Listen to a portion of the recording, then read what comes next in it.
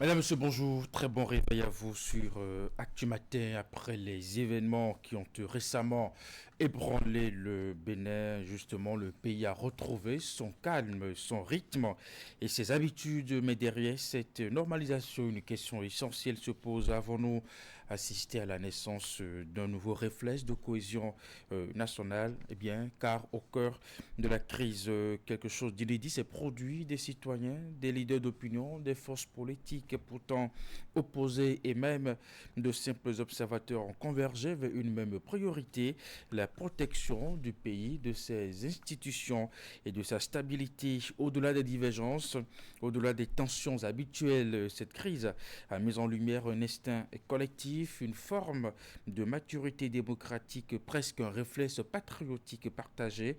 Nous verrons comment la crise a révélé un instinct collectif de protection du pays au-delà des divergences politiques dans le forum de discussion. Ensuite de ce matin, notre invité, je serai avec Romaric Ogouani, ministre conseiller en charge de l'énergie, de l'eau et des mines. Avec lui, nous allons évoquer les grands enseignements à tirer de ce coup d'État déjoué pour notre démocratie, qu'a révélé ce coup d'État déjoué dans le fonctionnement de l'État, dans la maturité politique de notre pays, mais aussi de la cohésion nationale du pays. Retrouvez aussi dans Actu Matin de ce jeudi votre rubrique Actu sur le net pour faire le point justement de vos commentaires et réactions sur les grands sujets de la semaine. Voilà pour vous le sommaire d'Actu Matin de ce jeudi 11 décembre 2025. À nouveau bonjour et bienvenue dans votre matinale, celle qui vous ouvre les portes d'une bonne journée. Nous allons à présent suivre la une des quotidiens parus ce jeudi matin.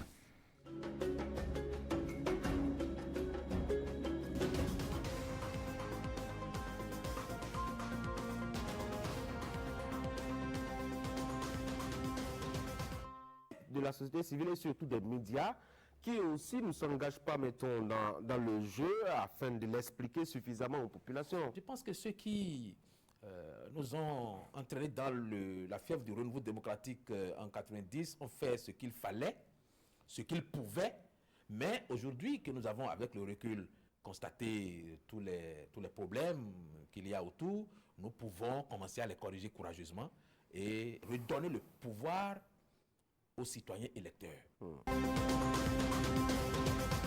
Il faudra aussi montrer l'exemple. Et on n'a pas l'impression que nos aînés nous aident beaucoup. Ils ne nous aident pas parce qu'ils ne peuvent pas faire autrement. Ceux qui s'opposent à un gouvernement ne s'opposent pas à ce gouvernement-là forcément parce que le pays recule.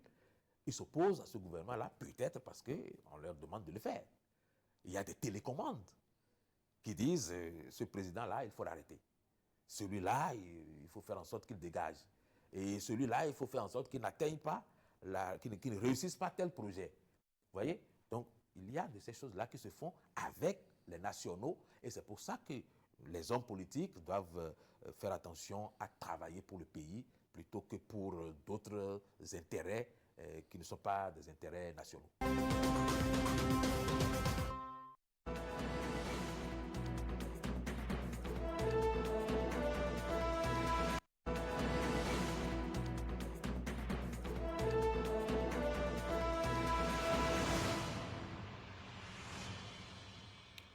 Qu'est-ce qui fait la une justement des quotidiens parus ce jeudi matin? On commence par le quotidien Fraternité, putsch déjoué au Bénin. Le gouvernement annonce des enquêtes approfondies, tentative de coup d'État, le témoignage du commandant de la garde républicaine, le colonel-major Théo Edré, est à lire dans les colonnes du journal Fraternité. Cannes 2025 zoom sur le groupe D, les guépards face à des ogres du continent. L'Indépendant à présent interview du chef de la garde républicaine sur RFI. C'est la détermination de mes hommes qui a mis en déroute les assaillants. Et puis tentative de déstabilisation et réaction de la CONAVO, la congrégation Vaudon-Tron apporte son soutien total au président Patrice Talon. Élection couplée législative et communale de 2026, la HAC fixe les règles pour une campagne médiatique respectueuse des valeurs républicaine. La tribune de la capitale après la tentative de coup d'État déjouée au Bénin, un faisceau de soutien au président Patrice Talon et à son gouvernement. Vous avez aussi le message conjoint du CNPA Bénin et de l'UPMB. Les 4 vérités, abandon de poste à la SPE, Joseph Legbata, Vimy, invité à reprendre au plus tard le 16 décembre 2025. Tentative de putsch au Bénin, Claudine Afiavi-Prudencio condamne et réaffirme son soutien à Patrice Talon. Et puis, toujours sur le même sujet, la Fondation Malheroso prie pour Talon et son entourage. Tentative de coup d'État déjouée au Bénin, le colonel Tevoidje raconte les faits.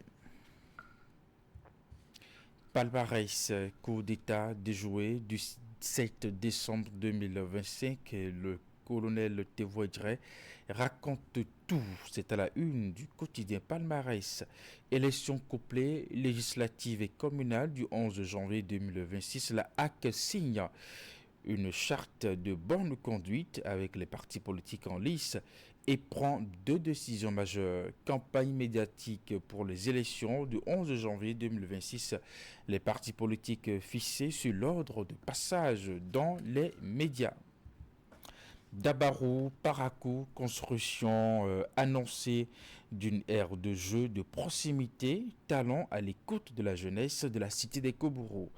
Ensuite, message des partis politiques pour les élections de janvier 2026. La HAC fixe l'ordre de passage dans les médias pour les partis politiques. On va retrouver la guérite à présent. Tension autour des nouveaux tarifs de location de boutiques à Sakété. Les commerçants plaident pour la diminution des redevances. Coup d'État déjoué au Bénin, la Bib Kosoko condamne fermement les événements du 7 décembre.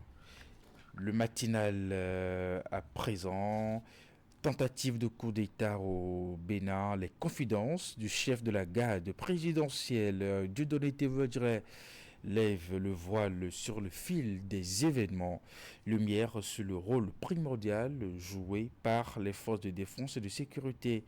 Et puis son entretien exclusif accordé à RFI est à lire dans les colonnes de journal Le Matinal. Élections législatives et communales de 2026, la HAC fixe les règles de la campagne médiatique. La liste des médias retenus, justement, est à consulter dans les colonnes de journal Le Matinal.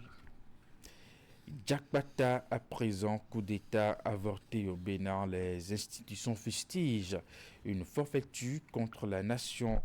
Et puis, toujours sur le même sujet, tentative de coup d'État au domicile présidentiel avorté, bilan provisoire et répercussions. Vous avez toutes ces informations dans les colonnes du journal Jakbata. Coup d'État déjoué au Bénin, le collectif des SE des maires du Bénin condamne fermement l'acte et témoigne de solidarité envers le président. Talent, tirage au sort du côté de la HAC, les partis fixés pour une campagne médiatique équitable en 2026. L'emblème du jour, réforme fiscale au Bénin. Yanoussi Nicolas modernise l'administration fiscale. Sécurité nationale au Bénin. Tevoidje, le colonel qui rassure. Et puis Marie-Cécile Zinsou recadre Kémy Séba. Wadaï Fan Club cap sur le nord. La DE Stéphaniard Ponceau fait le point de la tournée dans le nord. Soutien républicain après la tentative de déstabilisation. L'honorable Amoussou Sossou Bénard sonne la mobilisation nationale. Régulation électorale 2026. La HAC verrouille le cadre médiatique pour une campagne exemplaire. L'économiste conférence Momentum 2025, la BOAD renforce les alliances avec des partenaires. Et puis, justement, on va passer à notre quotidien, le meilleur à présent. Coup d'État déjoué au Bénin. L'honorable C12 Jean-Claude Akpiti condamne avec fermeté l'acte et apporte son soutien indéfectible au chef de l'État.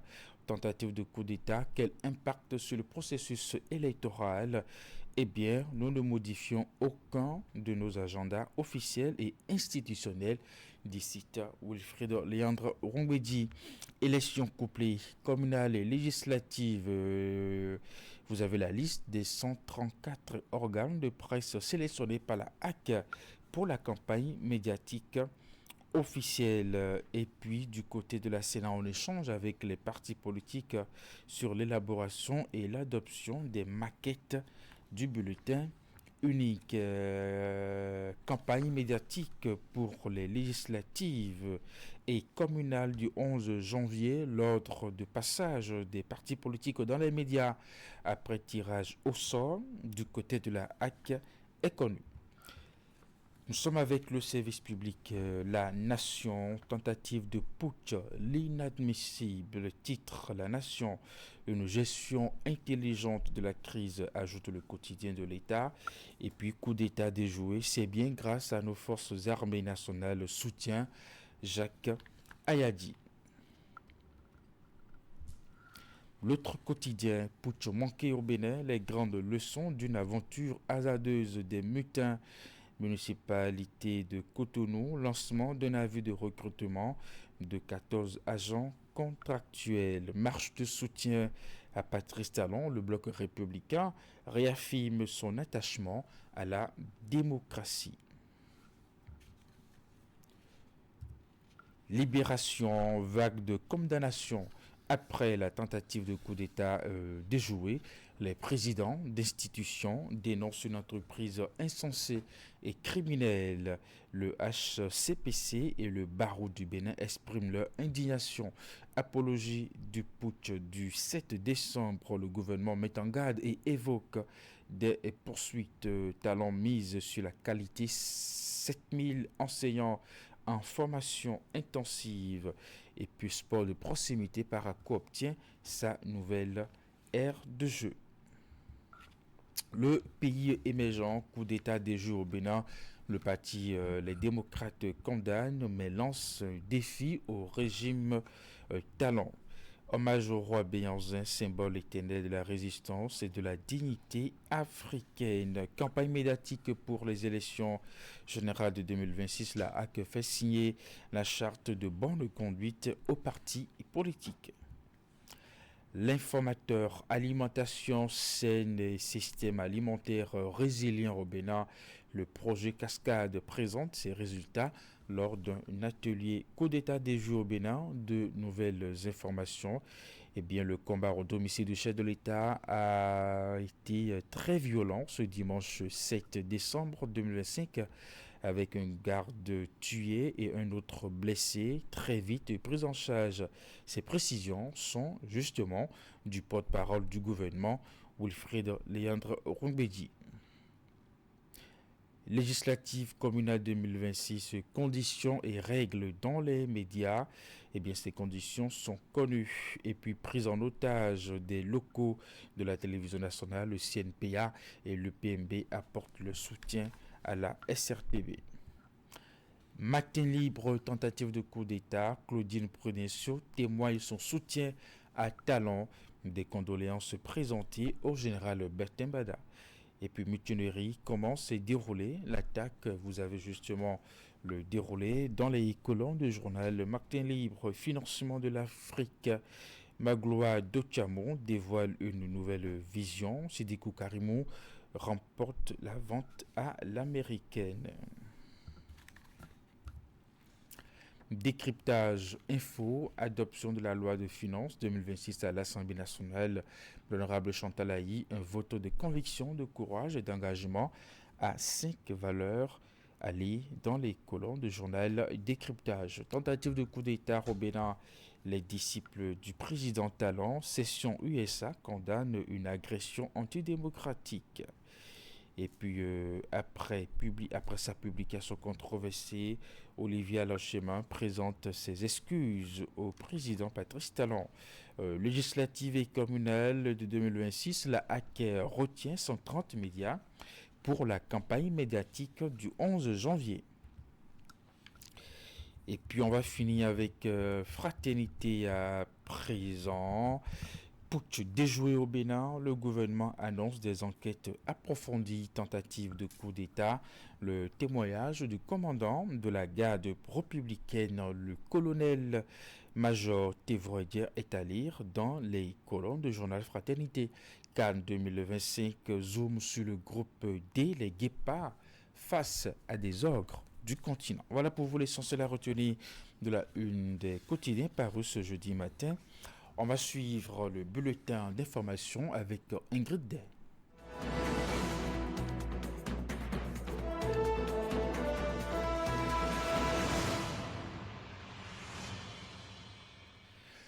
Dans le sommaire de votre bulletin d'information à suivre dans un instant, les clarifications du gouvernement quelques jours après le coup d'État manqué face à la presse ce mercredi. Wilfried Oléandro Rongbedi revient sur le film de cette tentative de déstabilisation. Il insiste sur la détermination des autorités à faire toute la lumière sur cette affaire et à traduire les auteurs en justice. Ensuite, les déclarations de soutien au chef de l'État se poursuivent après le putsch déjoué de ce dimanche dernier. Ce mercredi, c'était au tour du parti Bloc républicain de dire non au coup d'État à travers une grande mobilisation. Militants et sympathisants de cette formation politique condamnent cette tentative de déstabilisation. Ingrid, bonjour. Bonjour Eric et bien bonjour à tous. 112 heures après la tentative de déstabilisation des institutions de la République, le gouvernement apporte des clarifications à travers son porte-parole. Oui Eric, ce mercredi au ministère des Affaires étrangères, Wilfried Léandro Rongbedi était face à la presse. Une conférence au cours de laquelle il a expliqué le film de la tentative de coup d'État qui visait à renverser le régime du président Patrice Talon. Les responsabilités seront situées, a-t-il laissé entendre tout en félicitant l'armée béninoise qui est restée républicaine. On se va suivre. Ce dimanche 7 décembre, un groupuscule de soldats a essayé de déstabiliser notre pays en soumettant ses institutions et en projetant de démettre le président de la République. Et donc, fort heureusement, notre armée étant républicaine, le gouvernement ayant travaillé ces dernières années à renforcer la résilience de notre pays, mais aussi de ses institutions, au nombre desquelles l'armée nationale n'a pas été du reste. Pour les informations en ma possession, à l'heure où je vous parle, nous avons perdu un agent et nous avons eu également un blessé grave qui est pris en charge, heureusement. Du côté des mutins, il y a eu des blessés et il y a eu des morts, mais ils sont partis avec les corps. Et on ne peut pas dire, à l'heure où je vous parle, en attendant que l'armée fasse le point des effectifs et qu'ils rendent éventuellement les corps aux familles, on ne peut pas dire exactement le nombre de morts qu'il y a dans leur rang. Pour les quelques-uns parmi nous, parmi vous aussi peut-être, qui s'étaient déjà réjouis de la perspective de voir un pouvoir renversé, des militaires s'installer, c'est parce qu'ils n'ont certainement aucune conscience de ce qu'il aurait pu se passer et des inconnus qu'il y a toujours dans ce genre d'entreprise. J'ai entendu une élève de 3e qui va au BPC dire « Non, qu'à me laisser mon président, moi je vais aller à mon examen cette année, ce n'est pas l'année prochaine que je vais aller au BPC. » C'est des réactions qui ont émergé de notre population. Et donc ça, ce n'est pas des partisans politiques qui disent ça. Parce qu'au Bénin, nous avons dit non. Nous savons très bien qu'il reste des défis que nous travaillons à relever dans le sens de la création des conditions optimales du bien-être collectif et individuel. Mais nous savons aussi, sans rien exagérer, que ces dernières années, nous avons fait collectivement du progrès. Grâce au professionnalisme et au sens du patriotisme des soldats béninois, le coup d'État s'est soldé par un échec, mais cette riposte a été un véritable succès grâce à l'efficacité de la coopération militaire régionale. La CEDEAO a déployé sa force en attente pour renforcer le Bénin tout comme l'armée nigériane et autres. Comment ces forces sont-elles intervenues sur le théâtre des opérations, notamment à la base de la garde nationale à Togben? On va retrouver Wilfried Léandre Humbédi. Quand le chef de l'État a eu le point de la situation sur le terrain, quand on s'est rassuré que les mutins étaient à leur base, mais il restait la question de savoir si on engageait les opérations, quelles pourraient en être les conséquences. Et le chef de l'État a dit attention, surtout pas de canage, il faudra faire en sorte qu'il y ait le moins de victimes possible, éviter au maximum de jeter des familles béninoises dans le désarroi parce qu'elles auraient perdu de leurs enfants dans des circonstances aussi effroyables. Et je n'ai pas évoqué tout à l'heure la perte de l'épouse du général Bada dans les conditions que l'on sait là. Donc il a été question de ne pas engager les combats, sauf si éventuellement ils osaient déclencher, sortir déjà de la base et déclencher les combats. Mais nous, du côté de l'armée républicaine, les consignes étaient claires, vous n'engagez pas de combat dans le quartier. On peut jouer sur le temps jusqu'à ce qu'il y ait leur édition, mais surtout pas de combat. Et puis on a pris le temps d'évaluer la situation et de dire, bon, dans tous les cas, les choses ne peuvent pas en rester là. Et de l'intérieur, il peut toujours y avoir des velléités. Ils peuvent s'organiser autrement. Qu'est-ce qu'il faut faire? C'est en ce moment-là que l'option de frappe ciblée a été prise. Ciblée parce que les engins qui étaient dedans, il fallait faire en sorte peut-être de les immobiliser pour empêcher les mutins de se remettre à les utiliser en les déployant dans la ville. C'est à ce moment-là qu'effectivement, la coopération est entrée en jeu. Parce que le chef de l'État, les autorités militaires ont discuté avec leurs homologues au sein de la CEDEAO et à l'international. Notamment, on a parlé également avec le président Tinubu, le président Ouattara, le président Macron, qui sont même spontanément parfois venus aux nouvelles. Et c'est dans ce cadre que la CEDEAO a donné mandat au Nigeria pour mener les frappes ciblées. Et vous avez vu le compte-rendu du Conseil, les mots n'ont pas été mis au hasard. On voulait qu'elles soient ciblées, chirurgicales, pour qu'il n'y ait pas de victimes collatérales, surtout pas de victimes civiles, et pas non plus de victimes militaires, surtout si les intéressés ne sont pas. Après l'Union progressiste, le renouveau, il y a 4 jours, c'est au tour de la haute direction exécutive du bloc républicain d'adresser des motions de soutien aux différents acteurs dont la réactivité a permis d'éviter au Bénin le pire. Au siège du parti du cheval cabré ce mercredi, la mobilisation était forte avec pour objectif de dénoncer toute manœuvre de déstabilisation du Bénin. Reportage. C'est un rassemblement de grande ampleur. Devant le siège national du bloc républicain, acteurs politiques, femmes déterminées, jeunes engagés et les populations béninoises dans leur grande majorité se sont donné un rendez-vous d'indignation. Les événements du 7 décembre dernier à Cotonou ont eu le mérite de fouetter le patriotisme des Béninois. La force dans la voix et la gravité dans le ton, ils sont venus ici non pas sur un pied de guerre, mais pour exprimer leur rage et leur colère contre toute manœuvre visant à remettre en cause l'ordre constitutionnel béninois. Nous, femmes, affirmons haut et fort notre soutien total, ferme et loyal à vous, Excellence, Monsieur le Président Patrice Talon, dont le leadership et la vision protègent notre nation contre les forces du chaos. Nous saluons d'abord avec respect et gratitude les forces de défense et de sécurité qui ont agi avec courage et détermination pour protéger notre cher et beau pays, le Bénin. Les initiateurs de cette grande mobilisation, majoritairement du bloc républicain, ont reçu le soutien de l'Union progressiste Le Renouveau.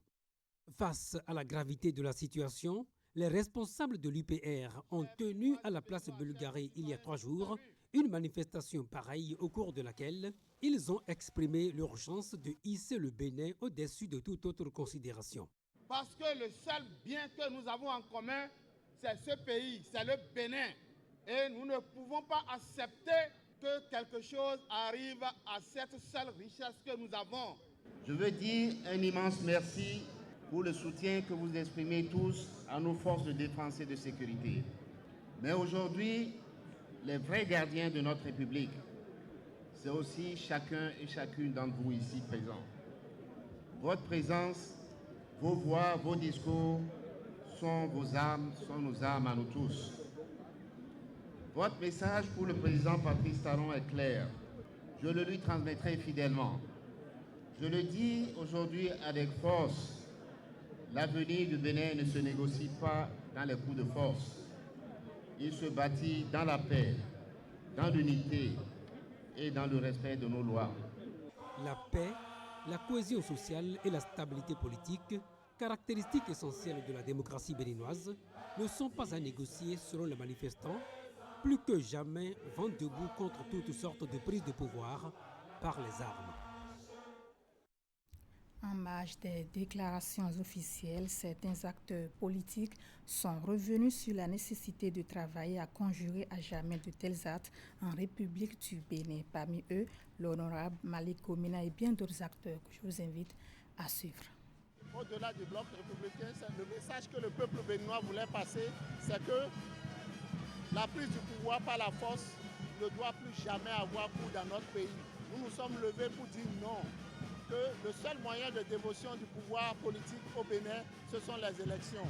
Et donc par rapport à cela, nous avons tenu à dire que nous condamnons avec fermeté l'attaque contre la démocratie béninoise, l'attaque contre la République du Bénin, l'attaque contre le président de la République que le Bénin s'est librement donné, l'attaque contre les institutions de la République pour dire que jamais nous ne pouvons accepter cet état de choses dans notre pays. C'est pourquoi nous nous sommes levés pour dire non, non à jamais non. Ce n'est pas la meilleure façon de régler les problèmes. Et quels que soient les problèmes, ce n'est que par le dialogue qu'on les a toujours résolus dans notre pays depuis février 1990. Et cette voie ne doit pas s'arrêter. Nous sommes nés dans la liberté et nous souhaitons que nos enfants grandissent dans la liberté. On est ici aujourd'hui pour dire oui à la paix dans notre pays, pour dire non à toute tentative de coup d'État, parce qu'on sait quand est-ce que ça commence, on ne sait pas quand est-ce que ça finit. Nous avons vécu une journée du dimanche 7 décembre, une journée de psychose. Une psychose, n'importe qui vous le dirait. Ce qu'on a vécu dimanche, en moins de 24 heures, on était loin d'imaginer cela. Donc vraiment, on est là aujourd'hui pour dire merci à Dieu et dire à la population de rester serein et dire au chef de l'État, au président Patrice Talon, que nous sommes tous unis derrière lui. Nous tirons un coup de chapeau formidable là à notre armée, à la cohésion de tout notre peuple. Ne pensez pas qu'un coup d'État, c'est l'affaire de quelqu'un. Non, non, non, non, non. Ce n'est pas des gens qui ont un projet de société.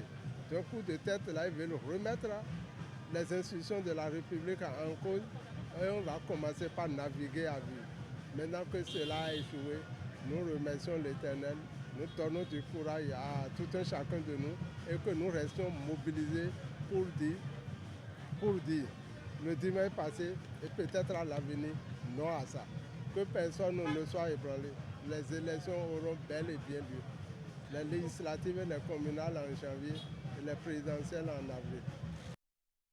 À Parakou, militants, sympathisants et populations acquises à la cause du parti Union progressiste Le Renouveau se sont eux aussi mobilisés pour condamner sans détour cette manœuvre de déstabilisation. Ils réaffirment par la même occasion leur soutien au président Patrice Talon en saluant la promptitude des forces armées béninoises. Suivant. Une seule voix, ils disent non à toute forme de déstabilisation de l'ordre constitutionnel au Bénin. Réunis aux côtés de militants, d'étudiants et de sympathisants, cadres, femmes et jeunes présents à cette mobilisation ont tenu à exprimer publiquement leur soutien au président Patrice Talon et à condamner fermement la manœuvre visant à troubler la paix nationale. Dans une série d'interventions, ils ont salué la vigilance et le professionnalisme des forces armées béninoises avant d'inviter la population à rester mobilisée pour la défense de la stabilité et de la cohésion nationale. La jeunesse de Parakou, nous exprimons notre désapprobation de la façon la plus vigoureuse. Nous voulons dire à Patrice Talon que les femmes de Parakou disent non à la perturbation de la paix. Nous désapprouvons et nous condamnons avec la dernière rigueur. Les militants et sympathisants du parti ont aussi réaffirmé leur détermination à se tenir aux côtés des institutions républicaines, rappelant que la démocratie béninoise ne saurait être prise en otage par des aventuriers. Le Bénin que nous construisons n'a pas vocation de retomber dans les ombres du passé. Le Bénin que nous servons refuse toute division. Nous condamnons fermement toute tentative de déstabilisation et de violence. Et nous réaffirmons notre attachement au principe de la démocratie et d'un état de droit. Nous sommes convaincus que le peuple béninois est capable de surmonter cette épreuve et de poursuivre son parcours vers le développement et la prospérité. Nous saisissons cette occasion pour remercier et féliciter nos forces de défense et de sécurité. Par ailleurs, nous appelons à la vigilance et à la responsabilité de tous afin de préserver la quiétude et la stabilité dans notre pays. La déclaration collective s'est ensuite prolongée par une marche symbolique du lieu de rassemblement jusqu'à l'entrée du campus universitaire de Parakou. Signe de vigilance citoyenne et d'attachement à l'ordre républicain ont fait savoir les organisateurs de cette mobilisation. Et voilà, Eric, ce sera tout pour cette session d'information. Merci à vous, Ingrid, pour ce bulletin d'information. Rendez-vous demain pour d'autres informations dans votre bulletin. Je vous souhaite une très bonne journée. Merci, avant de retrouver Candide Ronrento pour la page sport, on marque une pause.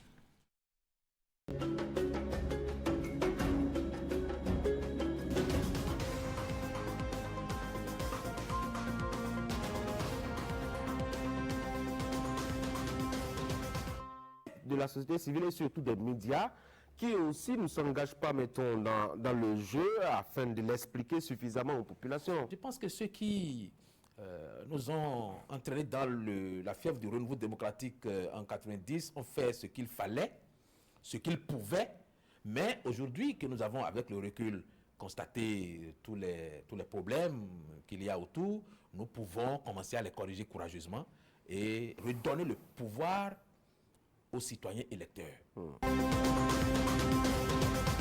faudra aussi montrer l'exemple. Et on n'a pas l'impression que nos aînés nous aident beaucoup. Ils ne nous aident pas parce qu'ils ne peuvent pas faire autrement. Ceux qui s'opposent à un gouvernement ne s'opposent pas à ce gouvernement-là forcément parce que le pays recule. Ils s'opposent à ce gouvernement-là peut-être parce qu'on leur demande de le faire. Il y a des télécommandes qui disent ce président-là, il faut l'arrêter. Celui-là, il faut faire en sorte qu'il dégage. Et celui-là, il faut faire en sorte qu'il n'atteigne pas, qu'il ne réussisse pas tel projet. Vous voyez? Donc, il y a de ces choses-là qui se font avec les nationaux. Et c'est pour ça que les hommes politiques doivent faire attention à travailler pour le pays plutôt que pour d'autres intérêts qui ne sont pas des intérêts nationaux. Alors, l'Afrique de l'Ouest a un problème avec la démocratie ou c'est plutôt Jacques Chirac qui avait raison en disant que la démocratie est un luxe pour les Africains? La réponse à cette problématique pourrait se trouver un peu dans ce que disait le professeur Maurice Arans au Glélé lorsqu'on faisait la popularisation de la nouvelle constitution de 1990, 90, oui.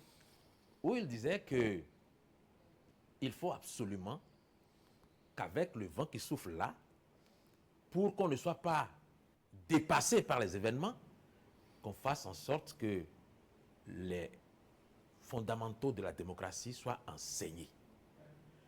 Que la Constitution soit enseignée à partir de l'école primaire. Que les questions touchant aux droits de l'homme soient enseignées à partir de l'école primaire jusqu'à l'université. De façon à ce que le citoyen ait l'élévation mentale nécessaire pour comprendre au fur et à mesure que les tests qui ont été désormais adoptés appellent de la part du citoyen un certain comportement.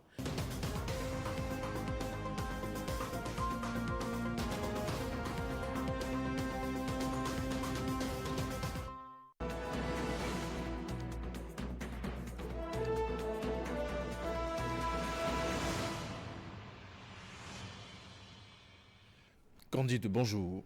Bonjour. Avec vous, nous sommes dans le sport et la 6e journée de l'UEFA Champions League a connu son épilogue ce mercredi. Fin du match D6 de la Ligue européenne des champions 2025-2026 et en autre fortune diverse pour les différentes équipes. Ce mercredi, l'équipe de Manchester City a battu par un score de 2-1 l'équipe du Real Madrid grâce au but d'Aurélie et de Erling Haaland. Bonne opération pour les hommes de Pep Guardiola, mais l'addition devient de plus en plus salée pour ceux de Xavi Alonso qui enchaîne désormais avec seulement 2 victoires lors des 8 derniers matchs, 7e au classement de la Ligue des champions européenne, 2e de la Ligue à 4 unités du FC Barcelone. Le technicien espagnol est sur la porte de la sortie au Real de Madrid. Après cette rencontre qui a opposé l'équipe de Manchester City à celle du Real Madrid, on a assisté à bien d'autres rencontres. Victoire 4-1 pour l'Ajax Amsterdam devant l'équipe de Karabakh. L'équipe de Copenhague s'est imposée par un score de 3-2 à l'équipe du Villarreal. Atlético Bilbao et l'équipe championne en titre se sont partagés le point au bout d'un score nul et vierge. 2 buts partout entre le Borussia Dortmund et Bodo Glimt. Le Benfica de Lisbonne s'est imposé par un score de 2-0 à l'équipe de Napoli. Arsenal, actuel leader au classement, a battu par 3-0 l'équipe du club rouge. La vieille dame, la Juventus de Turin, s'est imposée par un score de 2-0 à l'équipe de Pafos et plus un nul de 2 buts partout entre le Bayer Leverkusen et l'équipe de Newcastle. On va s'intéresser à autre chose maintenant, Eric. Et puis on vient maintenant au plan national Candide et direction Savalou où se déroulent les Jeux universitaires 2025. Les demi-finales s'ouvrent ce jeudi. Il s'agit là de la 12e édition des Jeux universitaires du Bénin. Mais avant d'y aller, on va donner cette information rapidement en préparation pour la prochaine Coupe d'Afrique des Nations. Les Guépards devront faire face à une autre nouvelle inquiétante. C'est bien entendu cette nouvelle de forfait alors que la sélection nationale du Bénin s'apprête à signer sa 5e participation et par la même occasion son retour dans une phase finale de la Coupe d'Afrique des Nations après y avoir manqué à 2 reprises. La bande à Gain devra se passer du savoir-faire et du talent de 2 joueurs dans un groupe D où les Guépards joueront leur premier match face aux Léopards de la République démocratique du Congo, barragistes pour le mondial de 2026. Sans 5 titulaires habituels, l'équipe nationale du Bénin devra donc déjà oublier, si possible, 2 pièces qui pourraient apporter un plus à l'équipe, et pas seulement pour le premier match, mais pour toute la compétition, faute de blessures. Parmi ceux-ci, il y a Felipe Santos à droite sur l'image, le Néo-Guépard à gauche, sur l'image, le Néo-Guépard qui avait été blessé, à Cotonou lors du récent regroupement.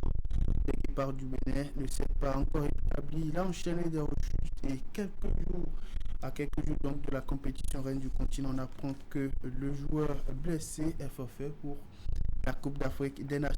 Notre atout offensif majeur qui ne sera probablement pas aussi sur la liste définitive des Guépards pour la Coupe d'Afrique des Nations, c'est André Sontondi qui a droit sur l'image, le joueur de Saint-Pauli en Bundesliga allemande. Eh bien, l'officier média de l'équipe nationale informe que Andreas Sontondi est aussi blessé et ne sera pas prêt ni physiquement ni mentalement pour la compétition. A noter que le sélectionneur Kenneth va dévoiler ce jeudi sa liste définitive pour la Coupe d'Afrique des Nations qui s'ouvre dans quelques jours à partir donc du 21 décembre 2025 pour être plus précis. Et là on revient maintenant sur cette actualité, la 12e édition des Jeux universitaires du Bénin qui tend progressivement vers le CRAL dans les différentes disciplines au niveau des catégories respectives. Après le PEC d'une journée au lendemain de la phase de groupe, les équipes qualifiées pour le carré d'as renouent avec la course ce jeudi. Déjà au niveau de la discipline du football, dès qu'il va sonner 8h00 et donc dans quelques minutes, la demi-finale, la première au niveau de la catégorie masculine va opposer l'équipe de la FACH de l'université d'Abomey à celle de Yuma d'Abomey, et puis 2 heures plus tard, soit à 10h00, FACH de l'université de Parakou va en découdre avec l'équipe de l'Institut de l'Okosa pour une place en finale. Au niveau de la discipline de la balle orange, notamment au niveau de la catégorie féminine, HECM Cotonou sera face à l'équipe de l'ESCAE de Calavi pour composter un billet pour la finale, comme l'équipe de l'ECST de l'Okosa qui va en découdre avec Flash dès qu'il va sonner 12h00. Dans la catégorie masculine, les deux demi-finales vont voir donc deux affiches de grosse facture, ESST Lokosa, Flash de l'Université de Parakou et puis HECM de Cotonou qui sera face à l'équipe de la FACH de l'Université d'Abomey Calavi.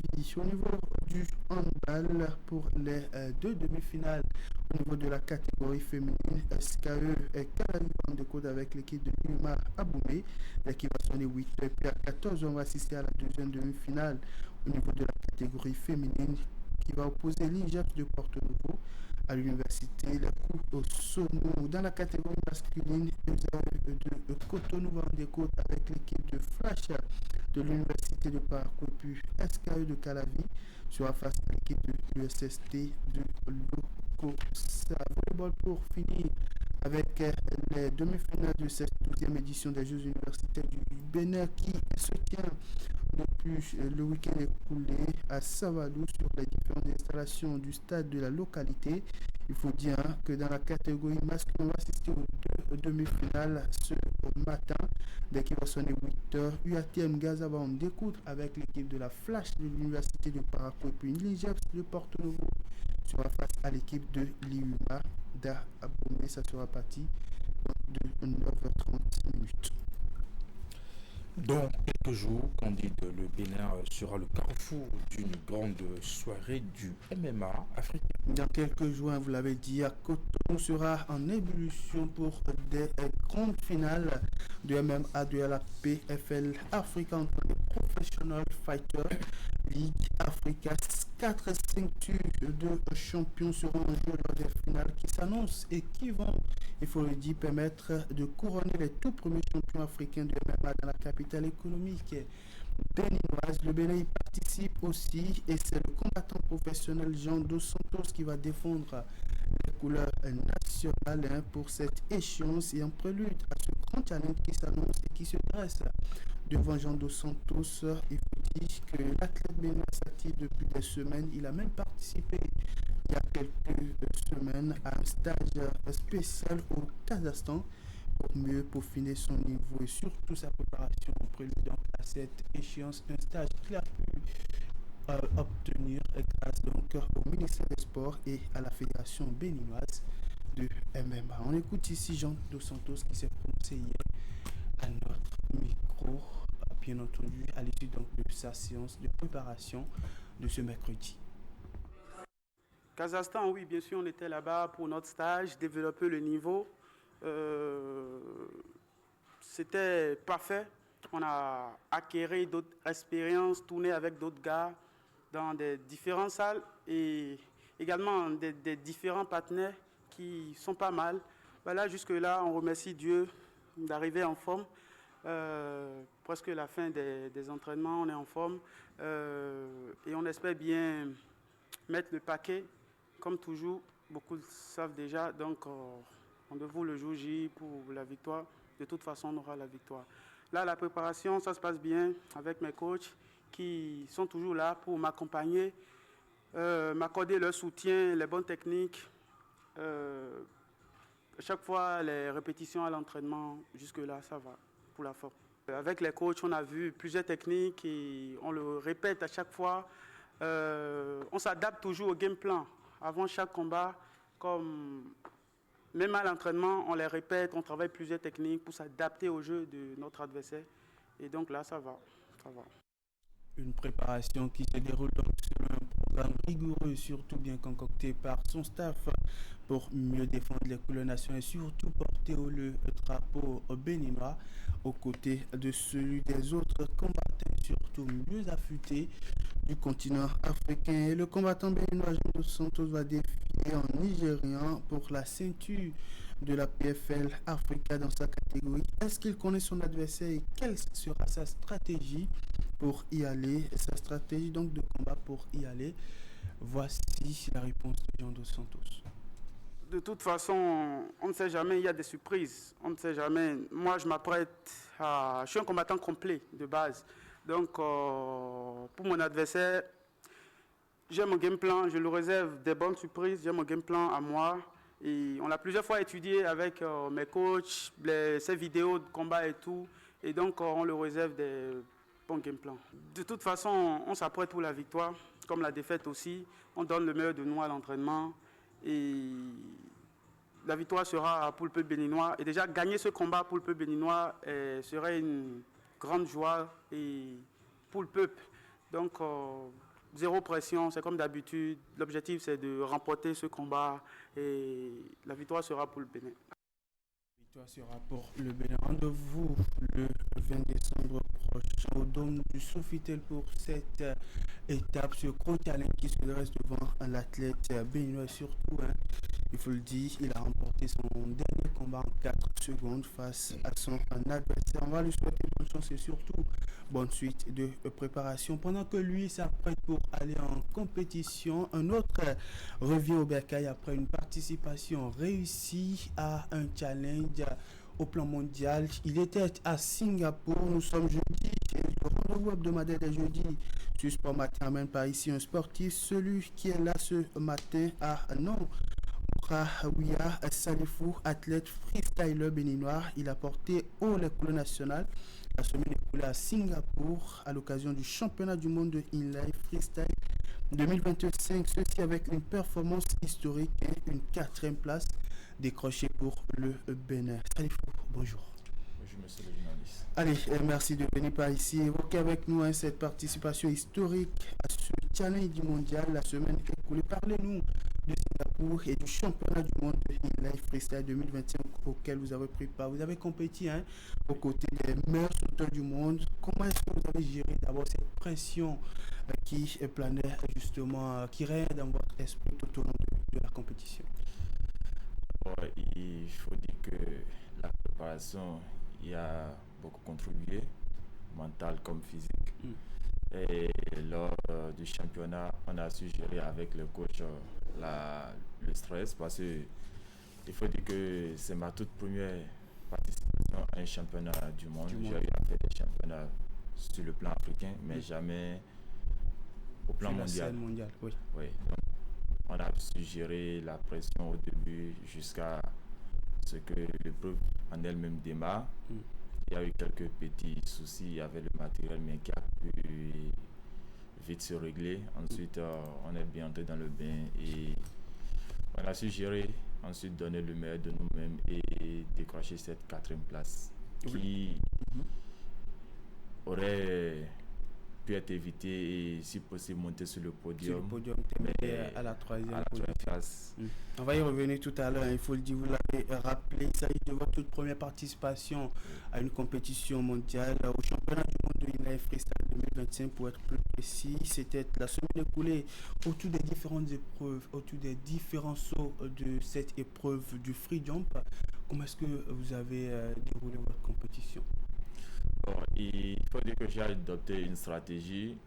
La stratégie est de ne pas sauter les petites hauteurs afin de se préserver pour les grandes hauteurs. C'est une stratégie que les grands athlètes adoptent afin de mieux se hisser sur la compétition.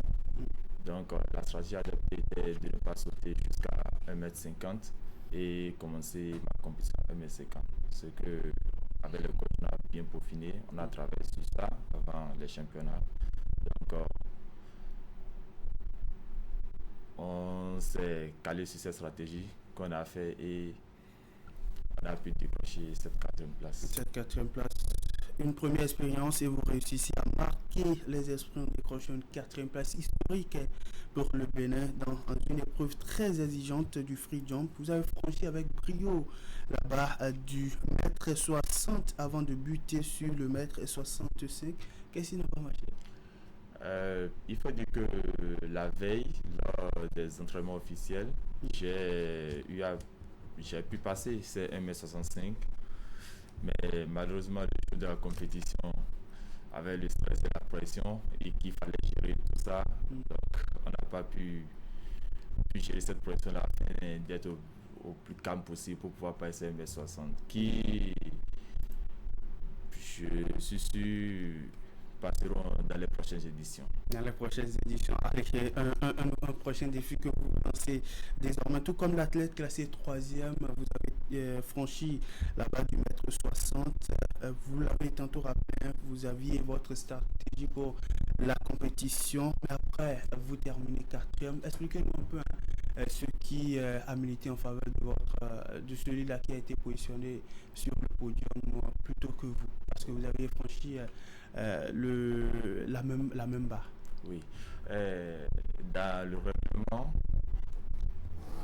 lorsque les athlètes franchissent la même barre, on regarde celui qui a fait le moins de sauts possible. C'est-à-dire, si... Le moins d'essais. Oui, le moins d'essais possible. C'est-à-dire, si moi je fais 4 essais et lui fait 5 essais, c'est-à-dire que c'est moi qui prends l'avantage. J'ai sauté moins à la même hauteur. Mais cette fois-ci, c'est lui qui est classé 3e parce que lui a fait 5 essais et moi j'ai fait 7 essais. Parce que mon premier essai, quand j'avais buté sur ça, pour pouvoir bien prendre la compétition, et après j'ai pu passer quasiment les autres hauteurs. Selfou, quelles ont été vos grandes difficultés? Vous l'avez rappelé, il y avait la pression, mais au-delà de la pression, qu'est-ce qui n'a pas forcément marché pour que vous puissiez apporter encore plus haut? La 4e place est déjà salutaire, mais quelles ont été vos grandes difficultés tout au long de la compétition? C'était une première pour vous, au-delà de la pression? Oui, il faut dire que le manque de participation y a beaucoup contribué. Parce que à force de s'entraîner pendant des années, ne pas avoir de compétition, au plan continental surtout, ça fait que nous avons du mal à adapter nos stratégies et à apprendre beaucoup de nos erreurs. Parce que dans cette compétition, il y a eu des erreurs, des petits détails qui, si on avait eu des championnats africains, disons depuis 3 ans, on n'a pas eu de championnat africain, si on avait ces championnats, aurait permis, pas la semaine dernière, mais avec ces championnats, on aurait pu corriger tous ces petits détails afin de mieux se préparer pour les grandes séances. Et qui, on espère, très bientôt, on aura des championnats africains parce que ça fait maintenant depuis 3 ans qu'on n'a pas de championnat sur le plan africain, ce qui est vraiment malheureux pour le développement du volley africain. Alors, il y avait le championnat africain de 2025 qui était annoncé pour être abrité ici au Bénin. Vous attendiez certainement à participer à cette compétition pour mieux vous affûter pour ce championnat du monde. Quand vous avez appris le report ou plutôt l'annulation de ce championnat africain ici au Bénin, quel a été votre sentiment? Il faut dire que ça choque vraiment parce qu'on s'était préparé au mieux afin de faire ces championnats. Et ces championnats étaient dans le plan de préparation du mondial. Et malheureusement, à la dernière minute, on apprend que le championnat africain a été annulé. Donc, il fallait digérer ça rapidement pour mieux se concentrer sur le championnat du monde. Et vous réussissez à porter au Bénin l'exemple. Vous décrochez une 4e place mondiale et cette barre historique franchit le mètre 60 pour le Bénin. Vous avez écrit une page du roller sport béninois sur la scène mondiale. Quel sentiment vous anime quand on sait que vous prenez pas pour la première fois à une compétition sur la scène mondiale et vous réussissez à hisser assez haut le drapeau béninois sur la scène mondiale? Vous avez frôlé de peu de finir sur le podium. Ouais, un sentiment de joie personnelle parce que c'était pour la première fois que j'arrivais au moins à essayer de battre mon propre record personnel, c'est-à-dire la veille, la MS105 que j'ai fait la veille, qui n'est pas passé malheureusement le jeu du championnat. Ensuite, un sentiment un peu amer d'être juste au pied du podium, ce qui aurait pu être évité. Un sentiment du devoir à moitié. C'est la loi du sport. Souvent, il faut ces genres d'événements-là pour apprendre et pour se motiver davantage et aller au charbon afin de mieux faire la prochaine fois. Et pour mieux faire la prochaine fois, quels sont aujourd'hui vos tout prochains défis? Les prochains défis, c'est juste de s'entraîner encore plus, d'avoir de très bonnes stratégies afin d'aller encore plus haut, de s'envoler plus haut et chercher pourquoi pas les MS65 et voir au-delà de MS65. Alors, vous évoluez à Dubaï, dans un club. Quelle est votre situation actuellement dans votre club? Comment se déroulent les championnats au sein de votre club? On va pas quand même vous laisser partir sans vous poser une question sur ce côté de la chose, ce côté de votre carrière. Comment ça se déroule en club? Bon, là-bas, j'interviens en tant qu'instructeur sportif, toujours dans le volet sport. Il faut dire que ça se passe bien. On arrive à nous entraîner en dehors de l'encadrement des jeunes talents de Dubaï. On arrive à trouver le temps pour s'entraîner nous-mêmes afin d'être bons. Sinon, ça se passe bien en général. Monsieur Salifou, un mot pour boucler cet entretien. Tout d'abord, je tiens à remercier le ministère des Sports par le biais de la fédération qui nous donne l'opportunité de nous montrer ce qu'on sait faire au monde. Et ensuite, remercier les encadreurs, les coachs,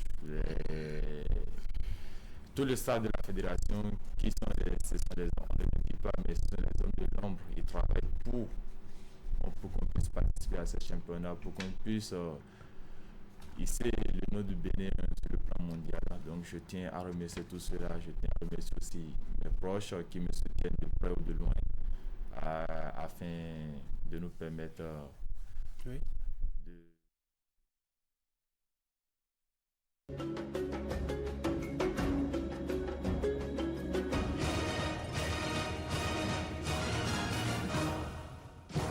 On fait face au miroir pour décrypter l'actualité liée aux faits de société. Un gros sujet à la une de nos échanges ce matin. Quel regard portez-vous sur la dot aujourd'hui? La dot en soi, normalement, c'est le mariage. S'il ne fait pas officiellement la grande dot, la femme ne bouge pas. C'est ça. Et le gars dit que, bon, si c'est ça...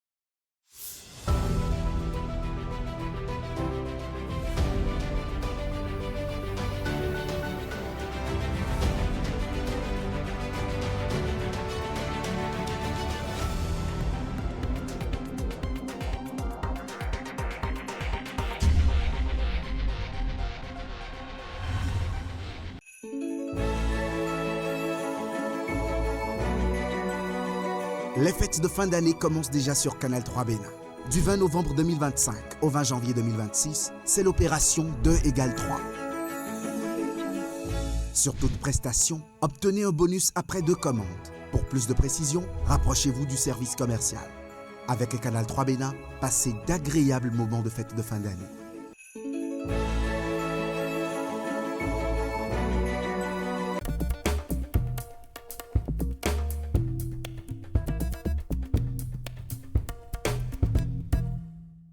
Plus de 500 millions d'adultes entre 20 et 79 ans atteints de diabète dans le monde et 2,3% de la population béninoise avec une glycémie élevé. Mesdames et messieurs, bonsoir. L'urgence est donc à la sensibilisation pour réduire la prévalence de cette maladie. En une semaine, j'ai perdu 10 kilos de poids. Puisque je vérifie mon poids régulièrement, j'ai perdu 10 kilos de poids. Donc j'ai fait venir l'infirmier qui m'a examiné. Il a proposé qu'on fasse un prélèvement et qu'on aille fouiller un peu. C'est alors que dans la journée, il m'a transmis le résultat de ces examens-là. Et la glycémie était déjà à 2,44. Dites-nous en plus sur cette maladie que beaucoup appellent la maladie de la surconsommation de sucre. On distingue deux principaux types de diabète. Le diabète de type 1. L'organisme ne fabrique plus l'insuline. C'est le diabète des jeunes.